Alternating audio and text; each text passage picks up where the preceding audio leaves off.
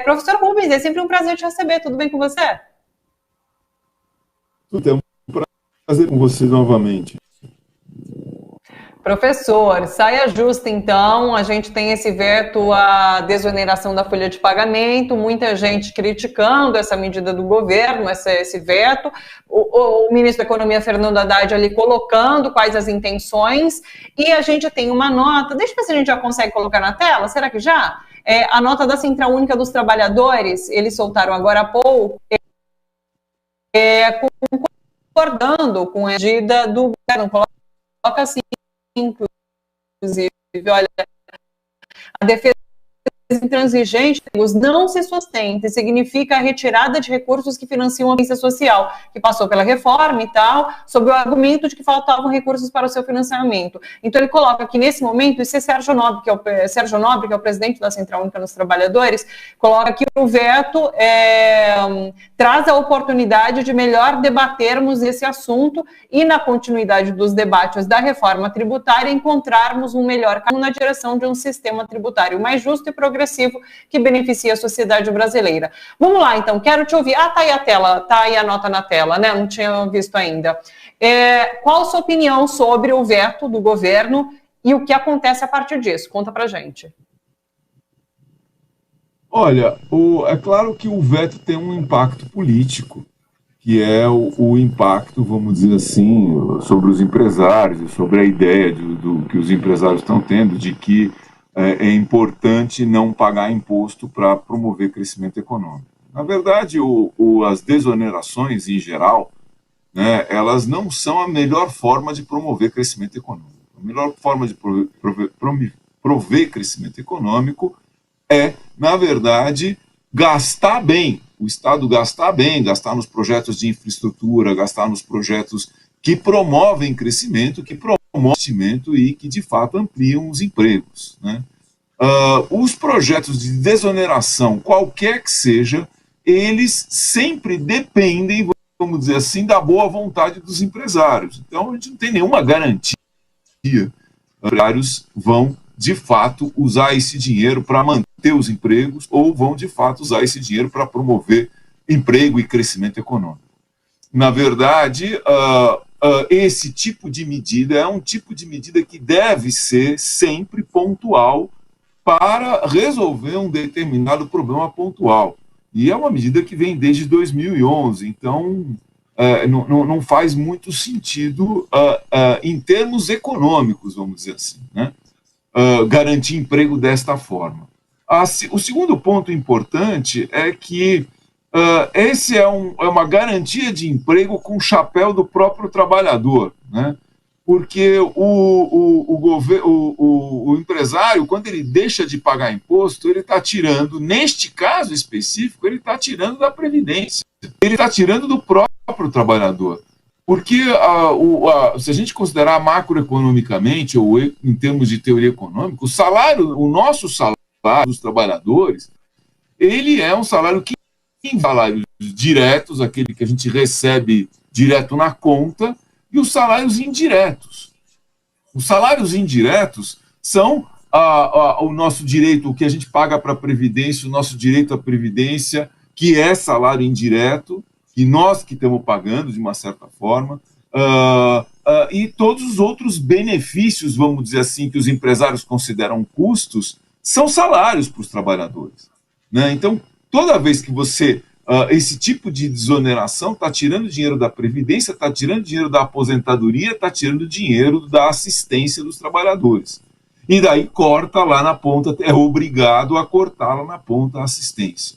Então tem esses dois fenômenos que são importantes. Não é a melhor forma de promover crescimento econômico, nada garante que os empresários vão investir e manter o emprego, e também tem esse problema de melhorando a vida do trabalhador com o dinheiro do próprio trabalhador. Não faz muito sentido isso. Então, é melhor, de fato, gastar o dinheiro no PAC, gastar dinheiro com obras e etc., que vai ter muito mais efeito multiplicador e efeito benéfico sobre a economia do que qualquer incentivo fiscal.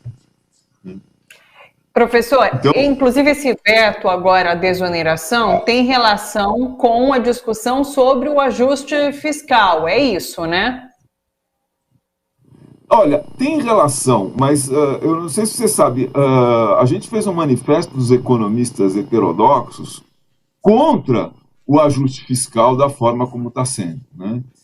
Eu considero que, politicamente, a forma como o Haddad está conduzindo está totalmente correta, mas ela é muito mais uma forma política para conseguir, vamos dizer assim, para o governo conseguir administrar, porque a gente tem, de uma certa forma, o mercado financeiro, como a gente já falou aqui várias vezes em outras, mercado financeiro fica o tempo todo, e os jornais o tempo todo, dizendo, não, está gastando muito, não pode gastar, não tem que cortar despesa, não tem que isso, tem que aquilo. Então, o governo, de uma certa forma, para tornar governável, para a gente ser redundante, né, para conseguir governar e conseguir alcançar, vamos dizer assim, o crescimento econômico que nos livra desse problema fiscal, certo? Porque a estratégia reta do governo é a gente faz a economia crescer e dessa forma resolve o problema fiscal.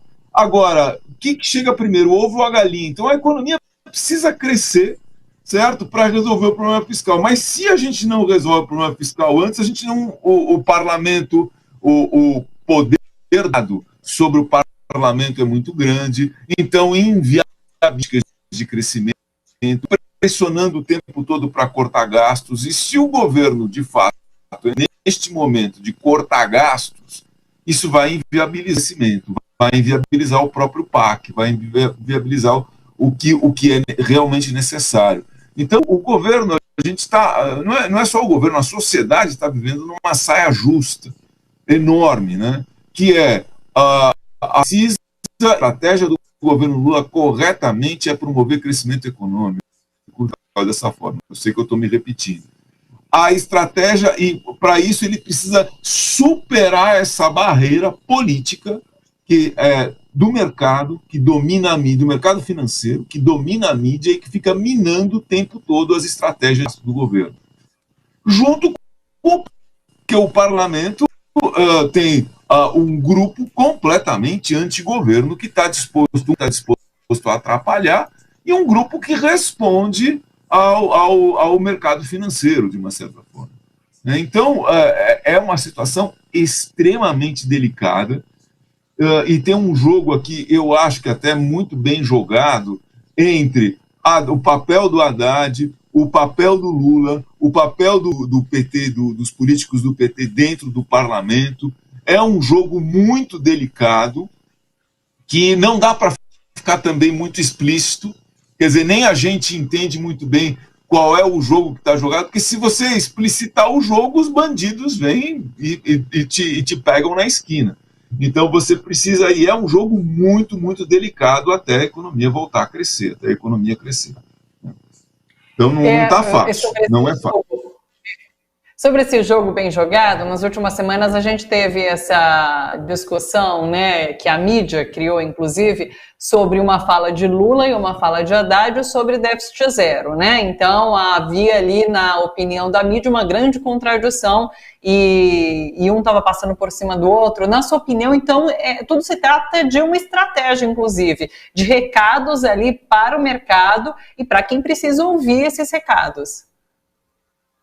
É uma estratégia, eu acho que é uma estratégia, e é uma estratégia que você não pode deixar o mercado ficar contra, porque daí o mercado tem muito poder, o mercado domina a mídia, vamos dizer assim, a Globo, o jornal, a Folha, o Valor, é dominado pelo mercado inteiro. Então, se você não tiver alguém que diga para o mercado, e que, de uma certa forma, de vez em quando, fala assim, não, peraí, vamos segurar aqui, vamos segurar ali, não vamos gastar, e etc, justamente para, vamos dizer, tem que deixar o mercado tranquilo e para parar de encher. Por isso que nós, economistas, fizemos um manifesto contra o déficit zero. Nós fizemos um manifesto, porque justamente para auxiliar o governo nesse sentido, para dizer, esse negócio de déficit zero, tudo bem, o Haddad está prometendo, está tentando, etc,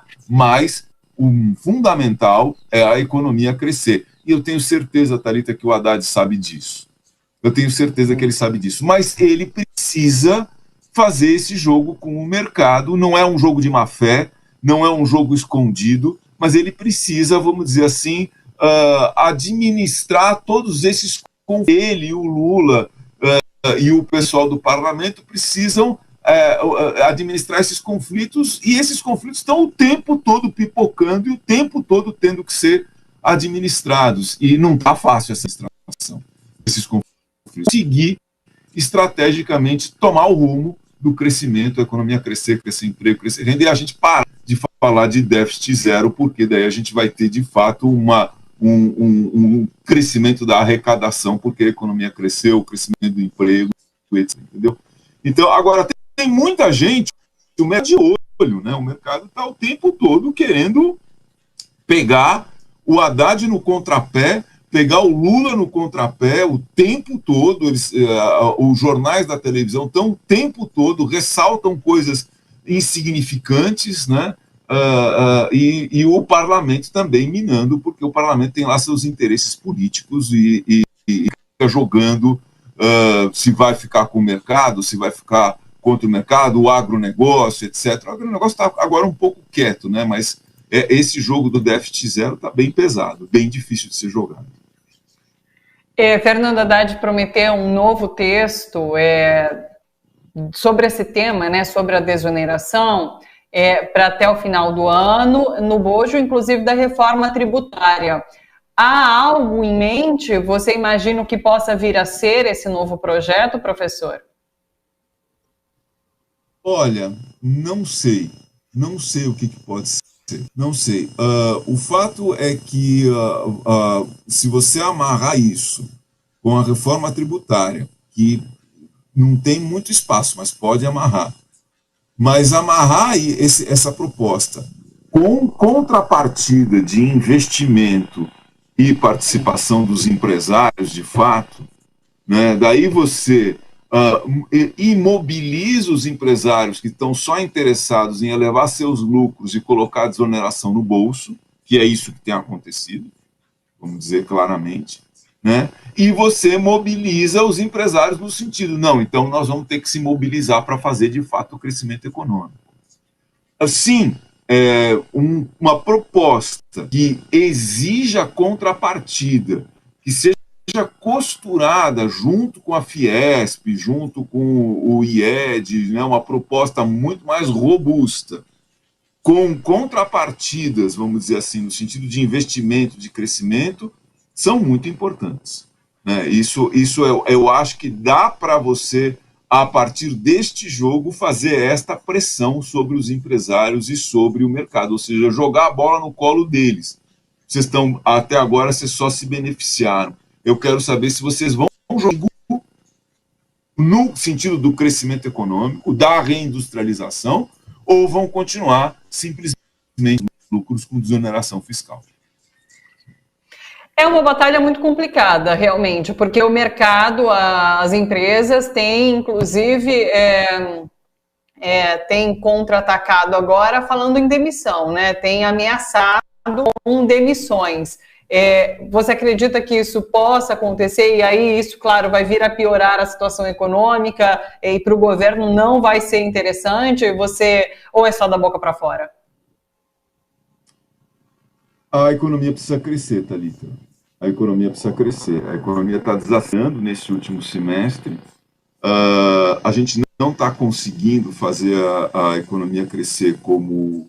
Não é nem como imaginado, o timing, né? O timing ainda não está sendo suficiente. A economia precisa crescer para os empregos não caírem. Se a gente tiver esse último trimestre, um trimestre ainda positivo, e com toda a estrutura que o próprio governo está armando para a economia crescer e a gente partir para o crescimento econômico, não vai ter demissão.